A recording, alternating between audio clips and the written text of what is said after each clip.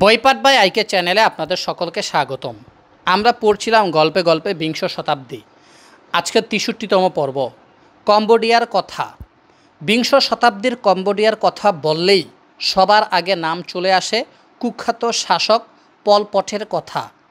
পল পট এমনই একজন দানব ছিলেন যে মাত্র ৩.৫ বছরের শাসনামলে প্রায় ২০ লক্ষ লোককে হত্যা করে। পল পট ছিল একজন কমিউনিস্ট শাসক ও চীনের মদতপুষ্ট। পল পটের কাহিনী জানার আগে কম্বোডিয়ার আগের কাহিনী জানা দরকার।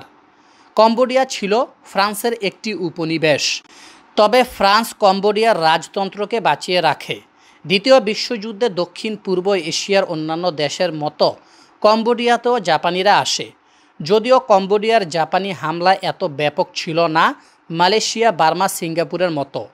জাপানিদের প্ররোচনায় কম্বোডিয়া স্বাধীনতা ঘোষণা করে, কিন্তু অচিরেই জাপানের পরাজয় হয় এবং ফ্রান্স আবার ইন্দোচীনে ফিরে আসে। ১৯৫২ সালে প্রিন্স নরোদম সিহানুক কম্বোডিয়ার সর্বেসর্বা বনে যান। তাকে চ্যালেঞ্জ জানানোর মতো আর কেউ ছিল না। ১৯৫৪ সালে জেনেভা সম্মেলনে লাওস, ভিয়েতনাম ও কম্বোডিয়া, ইন্দোচীনের এই ৩টি দেশকে স্বাধীনতা দিয়ে দেওয়া হয়। নরোদম সিহানুক প্রথমে মার্কিন মিত্র ছিলেন, কিন্তু পরে তিনি মত বদলে ফেলেন। তিনি দেখলেন ভিয়েতনামে নগ্ন আগ্রাসন চালাচ্ছে মার্কিন বাহিনী, এটা কোনোভাবেই সমর্থনযোগ্য নয়। সিহানুক দিব্যি চোখে দেখতে পেলেন ভিয়েতনামের কমিউনিস্ট গেরিলারা আমেরিকাকে হটিয়ে ঐক্যবদ্ধ ভিয়েতনাম প্রতিষ্ঠা করে ফেলবে। তাই তিনি পুরোপুরি কমিউনিস্টদের সাহায্য করতে লাগলেন। কম্বোডিয়ার মাটি ব্যবহার করে ভিয়েতনাম আমেরিকার বিরুদ্ধে যুদ্ধ চালিয়ে যেতে লাগলো। ১৯৬৫ সালে সিহানুক আমেরিকার সাথে সম্পর্ক ছিন্ন করলেন এবং চীনের সাথে মৈত্রীর বন্ধনে আবদ্ধ হলেন। সোভিয়েত রাশিয়ার সাথেও ঘনিষ্ঠতা বজায় রাখলেন তিনি।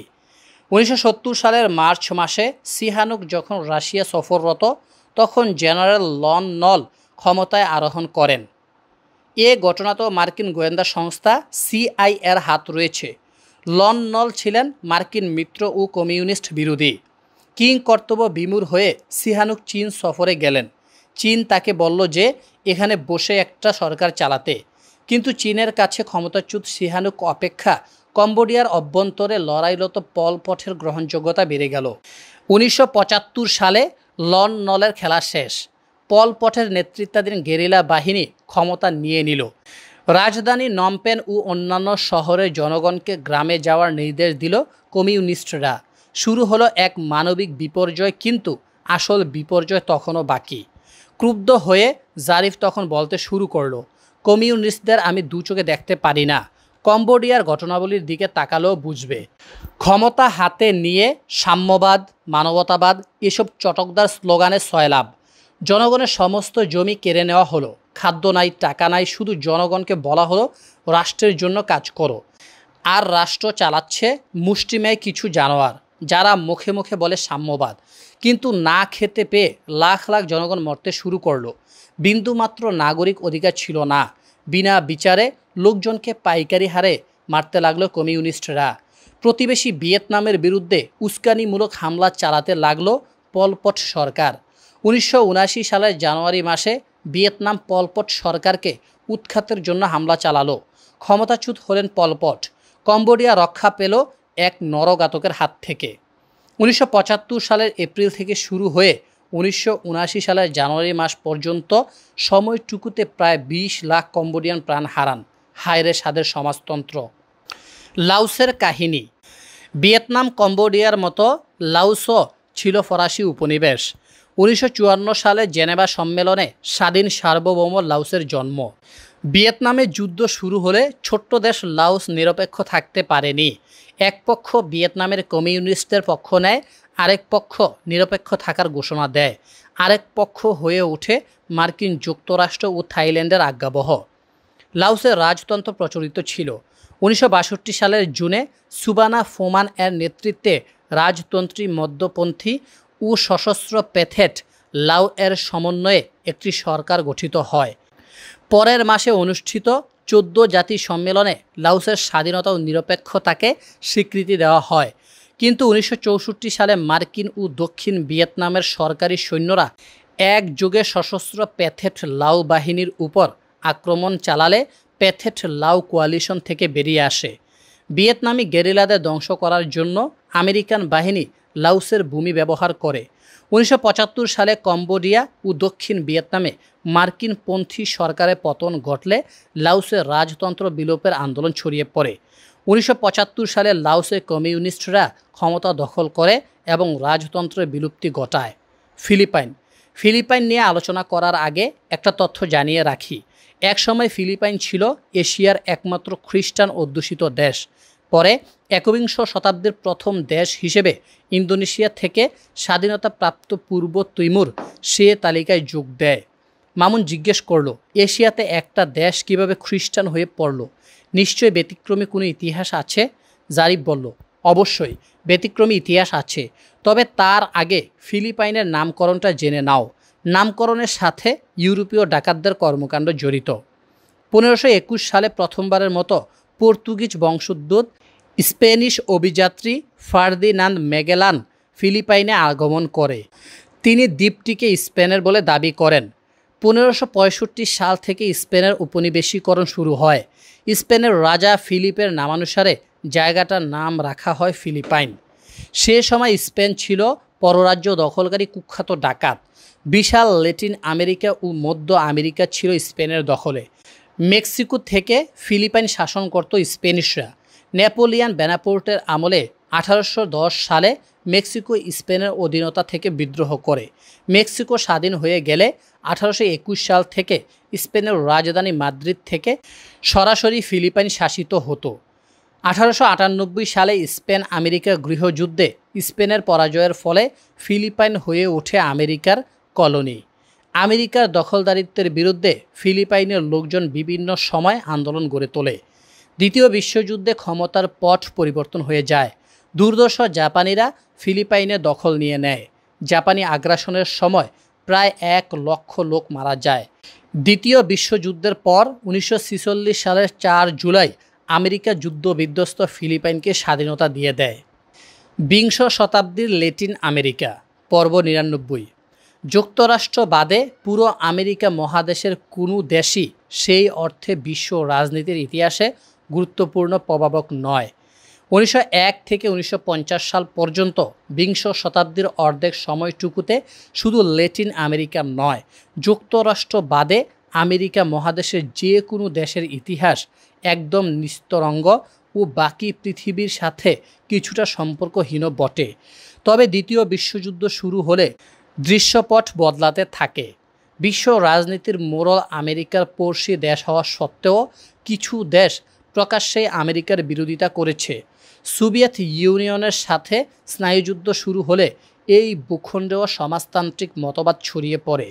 50-এর দশকের পর থেকে আমেরিকা সমাজতন্ত্রকে ঠেকিয়ে রাখার জন্য বেশ কিছু ঘৃণ্য কর্মকাণ্ডে মেতে ওঠে ল্যাটিন ও মধ্য আমেরিকা।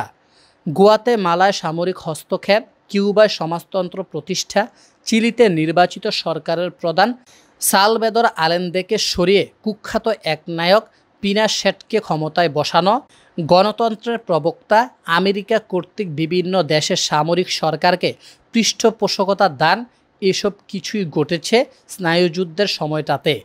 তখনকার ইতিহাস আর নিস্তরঙ্গ থাকেনি। চলুন আমরা এবার সেসব ইতিহাসের কথা শুনি। দ্বিতীয় মহাযুদ্ধের সময় ল্যাটিন আমেরিকার প্রেক্ষাপট। 1939 সালে দ্বিতীয় বিশ্বযুদ্ধ শুরু হলে প্রথম দিকে আমেরিকা নিরপেক্ষই ছিল। 1941 সালে পার্ল হারবারে জাপান বোমা নিক্ষেপ করলে আমেরিকা যুদ্ধে জড়িয়ে পড়ে। আমেরিকার কাছে পড়শি ল্যাটিন আমেরিকার দেশগুলো অপেক্ষা ইউরোপের গুরুত্ব ছিল অত্যন্ত বেশি। একটা কথা উল্লেখ করতে হবে, 1917 সালে রাশিয়াতে সমাজতান্ত্রিক বিপ্লব শুরু হলে বিপ্লবের ঢেউ ল্যাটিন আমেরিকাতেও ছড়িয়ে পড়ে। ব্রাজিল, চিলি, মেক্সিকো ও গুয়াতেমালায় কমিউনিস্ট সংগঠন বিক্ষিপ্তভাবে গড়ে ওঠে, কিন্তু এগুলো আলোচনার বিষয়বস্তু নয়। 1941 সালের পর আমেরিকা যুদ্ধে নামলে ল্যাটিন আমেরিকার 9টি দেশ জাপান ও জার্মানির বিরুদ্ধে যুদ্ধ ঘোষণা করে। যদিও কোনো দেশই যুদ্ধে নামেনি বা সৈন্য পাঠায়নি। আর্জেন্টিনা হয়ে উঠেছিল আমেরিকান বিরোধী। 1945 সালের মে মাসে আর্জেন্টিনা নামকা ওয়াস্তে আমেরিকার পক্ষ নিয়ে জাপান ও জার্মানির বিরুদ্ধে যুদ্ধ ঘোষণা করে। পরের মাসে ইউরোপে যখন যুদ্ধ শেষ হয় তখন চিলিও আমেরিকার পক্ষে বিবৃতি দেয়। কিন্তু ওই যে বললাম আর্জেন্টিনা আমেরিকান বিরোধী দেশ, যুদ্ধের প্রথম দিকে আর্জেন্টিনা যখন আমেরিকার পক্ষে বিবৃতি দেয় নাই, তখন আমেরিকা আর্জেন্টিনার সাথে কূটনৈতিক সম্পর্ক ছিন্ন করে 1944 সালে এবং অর্থনৈতিক নিষেধাজ্ঞা জারি করে। ঠেলায় পড়ে আর্জেন্টিনা আমেরিকার পাশে দাঁড়ালেও মানসিকভাবে আমেরিকাকে পছন্দ করত না। 1946 সালে জুয়ান পেরন যখন আর্জেন্টিনার প্রেসিডেন্ট নির্বাচিত হন, তখন তিনি নাৎসি জার্মানির যুদ্ধাপরাধীদের জন্য আর্জেন্টিনাকে অভয়ারণ্য ঘোষণা করেন। মামুন জিজ্ঞেস করল, এই জন্যই বোধ হয় ইহুদিরা আর্জেন্টিনা থেকে অনেক নাৎসি নেতাকে পরবর্তীতে গ্রেফতার করে। মূল কাহিনী তাহলে এটাই? জারিফ উত্তর দিল, ঠিক তাই। জুয়ান পেরন আমেরিকা বিরোধী হওয়ার কারণে নাৎসি যুদ্ধাপরাধীরা আর্জেন্টিনায় পাড়ি জমায়। গুয়াতেমালায় মার্কিন হস্তক্ষেপ। এবার আমরা ল্যাটিন আমেরিকায় মার্কিন হস্তক্ষেপের ঘৃণ্য কাহিনীগুলো জানব। গুয়াতেমালা মধ্য আমেরিকার একটি দেশ। দ্বিতীয় বিশ্বযুদ্ধের পর ট্রুমান ডক্ট্রিনে এর নীতি ছিল বিশ্বের যেখানে আমেরিকান বিরোধী কিংবা কমিউনিস্ট সরকার ক্ষমতা দখল করবে সেখানে হস্তক্ষেপ করে সে সরকারকে উৎখাত করতে হবে। CIA প্রতিষ্ঠার মূল কাহিনী ছিল সেটা। ছোট্ট দেশ গুয়াতেমালা অত্যন্ত বৈষম্য পরায়ণ একটি দেশ ছিল। দেশের 70% জমির মালিক ছিল 250% ধনাঢ্য লোকের মালিকানায়। গুয়াতেমালায় প্রচুর কলা উৎপাদিত হতো, এছাড়া প্রচুর ফলও জন্মাতো। আমেরিকার বেশ কিছু কোম্পানি গুয়াতেমালায় সস্তায় জমি কিনে আমেরিকার সুলভ মূল্যে ফল রপ্তানি করত। আমেরিকান জনগণ সস্তায় ফল পেত আর কোম্পানিগুলো প্রচুর অর্থ কামাতে লাগলো। কিন্তু পরিস্থিতি পাল্টে গেল 1952 সালে যখন প্রেসিডেন্ট হিসেবে নির্বাচিত হলেন জ্যাকব আরবেঞ্জ। আরবেঞ্জ ছিলেন সমাজতান্ত্রিক ভাবধারার লোক। তিনি ভূমি সংস্কার কাজে হাত দেন। ধনী ভূস্বামীদের কাছ থেকে সম্পত্তি নিয়ে প্রায় 1 লাখ গরিব ভূমিহীনদের হাতে জমি তুলে দেন তিনি। মার্কিন কোম্পানির মালিকানাদের অনেকেরই জমি বাজেয়াপ্ত হলো। ক্ষেপে উঠলেন মার্কিন প্রেসিডেন্ট আইসেনহাওয়ার।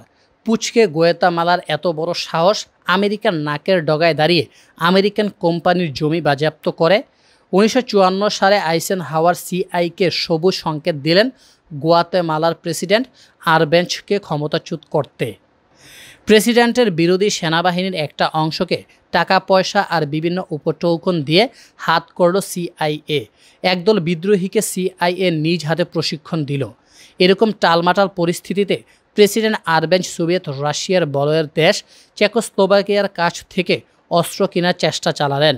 ক্ষিপ্ত আমেরিকা গুয়াতেমালার বিরুদ্ধে অর্থনৈতিক নিষেধাজ্ঞা আরোপ করলেন আর পেশাদার বিদ্রোহীদের গুয়াতেমালা ঢোকার নির্দেশ দিলেন। বহুতবার বেড়েছে গুয়াতেমালার প্রেসিডেন্টের, আর সুযোগ দেওয়া যায় না। 1954 সালের জুন মাসে আমেরিকার প্রশিক্ষিত বিদ্রোহীরা গুয়াতেমালার বিরুদ্ধে যুদ্ধে জড়িয়ে পড়ে। প্রথম কয়েকদিন সংঘর্ষের পর গুয়াতেমালার প্রেসিডেন্ট দেশের স্বার্থের কথা ভেবে পদত্যাগ করলেন। প্রেসিডেন্ট আরবেঞ্জ দেশ ছেড়ে পালিয়ে গেলেন কিউবায়। গুয়াতেমালায় বসল মার্কিন তাবেদাররা। মার্কিন পররাষ্ট্র সচিব ফস্টার ডুলেস গুয়াতেমালার পরিস্থিতি নিয়ে মন্তব্য করতে গিয়ে বলেন, the biggest success in the last 5 years against communism. কিন্তু মার্কিন হস্তক্ষেপ গুয়াতেমালায় কোনো শান্তি আনতে পারেনি। 1960 সাল থেকে শুরু করে 1990 সাল পর্যন্ত গৃহযুদ্ধে জর্জরিত হয় গুয়াতেমালা। শ্মশান ভূমিতে পরিণত হয় গুয়াতেমালা। সোভিয়েত ইউনিয়নের কোনো ভূমিকা ছিল না গুয়াতেমালার এসব কর্মকাণ্ডে। আপনারা শুনছিলেন গল্পে গল্পে বিংশ শতাব্দী। আজকে 63তম পর্ব শেষ হলো। ধন্যবাদ সবাইকে।